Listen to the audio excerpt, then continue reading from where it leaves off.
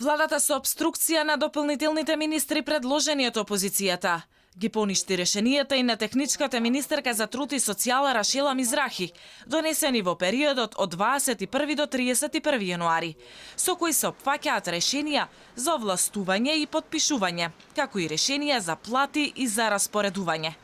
За обструкција во работата на Министерството, уште на 20 јануари, предупредуваше Мизрахи.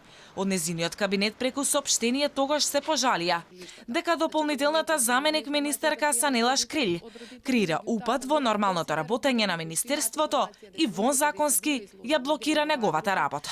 Но не се поништени само решенијата на Мизрахи. Претходно владата поништи цели 89 решенија на министерот Наке Чулев. И двете поништувања се изведени без подетални образложенија од владата на техничкиот премиер Оливер Спасовски. За владината одлука, министерот Чулев рече дека владата со одлука може да поништи пропис или акт на МВР, кој не е во согласност со уставот и законите, но не и конкретно решение за распоредување на работникот.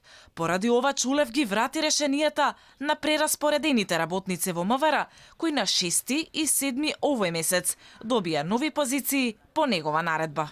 Имено неприкосновено на право на министерот е да одлучува, да донесува решенија, да врши распоредување, односно министерот е тој што раководи со министерството.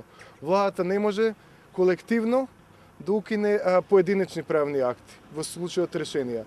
Токму прераспределбите во полицијата беа причина за несогласување помеѓу Чулев и неговиот претходник Оливер Спасовски. Чулев го обвини Спасовски дека пред заминување од функцијата министар донел повеќе од 2000 решенија за унапредување и распоредување на пониски работни места, а стотина од предметите, според Чулев, биле спротивни на законите.